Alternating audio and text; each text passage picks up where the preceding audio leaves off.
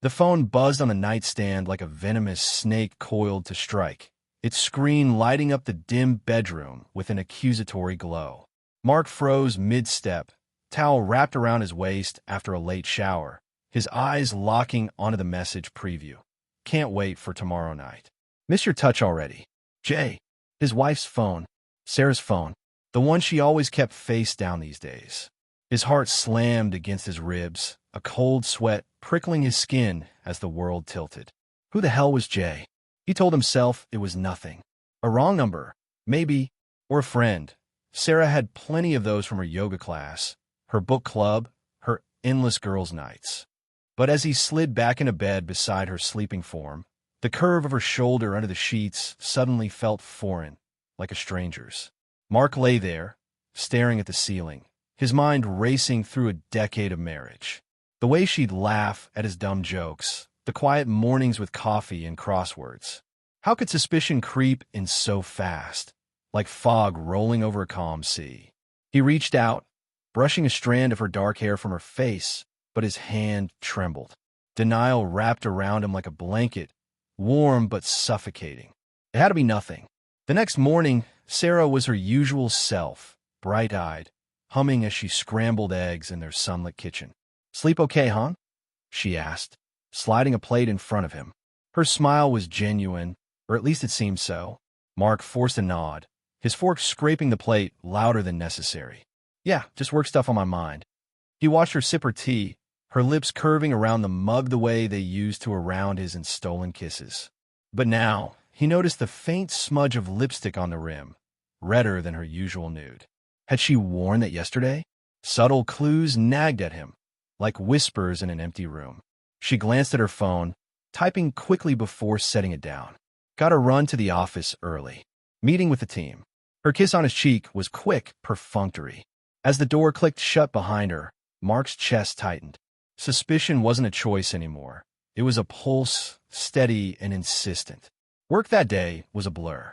Mark sat at his desk, staring at spreadsheets that might as well have been hieroglyphs. His mind replayed the message, dissecting it. Miss your touch. Intimate. Possessive. He thought of their last vacation, 6 months ago in the mountains, where they'd rekindled things after a rough patch. Her long hours at the marketing firm, his overtime as an engineer. They'd promised to make more time. But lately, she'd been distant, her touches tentative, her eyes drifting during conversations. Was it him? Had he let routine erode their bond? He shook his head, anger flickering like a match in the dark. No, this wasn't on him. He grabbed his phone and texted her, "Lunch today?" Her reply came after 10 minutes. "Swamped, sorry." Rain check. The exclamation mark felt forced, a mask over something hidden. By evening, the doubt had festered into a quiet rage. Mark cooked dinner, pasta with her favorite sauce, as if normalcy could ward off the storm. Sarah arrived home flushed, her hair slightly tousled. "Traffic was a nightmare," she said, dropping her bag by the door. He poured wine, watching her over the rim of his glass. "Tell me about your day." She hesitated just a beat too long. "Oh, the usual." Pitched a new campaign to Jason. He's the new creative lead. Thinks it's got potential. Jason. Jay. The name hit like a gut punch. Mark's grip tightened on his fork. "Jason, huh? You mentioned him a lot lately." Her laugh was light, but her eyes darted to her phone. "He's just a colleague, Mark. Why the third degree?" The words hung between them, sharp as shards of glass. He wanted to believe her, to let the moment pass, but the seed of betrayal had taken root.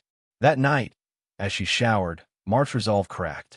He picked up her phone, thumb hovering over the passcode, their anniversary date. His stomach churned with guilt, but suspicion won.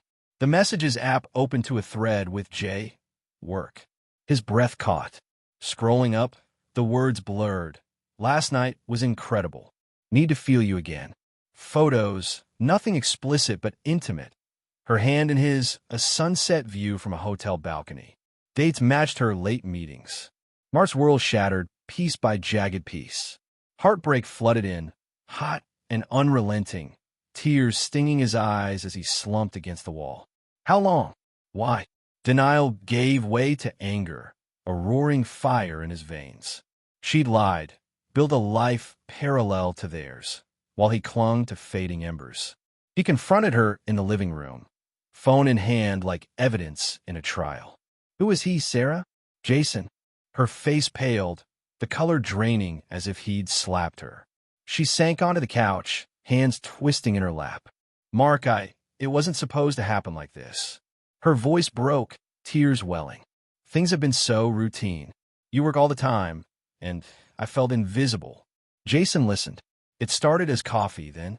She trailed off, reaching for him, but he pulled back, the touch burning like betrayal itself. Invisible? After everything? The vows, the house, the plans for kids. His voice rose, cracking with pain. Anger surged, but beneath it, the collapse of trust felt like a chasm opening underfoot. How could the woman he loved, the one who'd nursed him through his father's death, who'd dreamed of growing old together, do this? Her motivation sliced deep. Loneliness, yes, but at what cost? I was scared to tell you, she whispered. I love you, Mark. This was a mistake. The argument stretched into the night, words flying like daggers. He paced, she sobbed, the air thick with regret and recrimination. How do I believe anything now? He demanded, voice raw. She had no answer, just pleas for forgiveness. But trust, once fractured, didn't mend with apologies. As dawn crept in, exhaustion settled like dust. Mark sat at the kitchen table, staring at their wedding photo on the fridge, smiles frozen in time, oblivious to the road ahead. In the end, he asked her to leave. Not out of spite, but survival. I need space, he said, voice hollow. She packed a bag, her movements mechanical, eyes red-rimmed. At the door, she turned. I'm so sorry. I never wanted to hurt you. The door closed, and silence enveloped him like a shroud. Mark collapsed onto the bed, the sheets still smelling of her perfume. Heartbreak lingered, a dull ache, but anger ebbed into reflection. Had he missed the signs? The late nights, the emotional distance? Betrayal wasn't just her act. It was the blind spots in their love. He wondered if forgiveness was possible, or if some wounds scarred too deep. As the sun rose, casting long shadows, Mark realized life would go on, fractured, but his. The unraveling had begun with a buzz. Now, in the quiet, he faced the threads of rebuilding alone.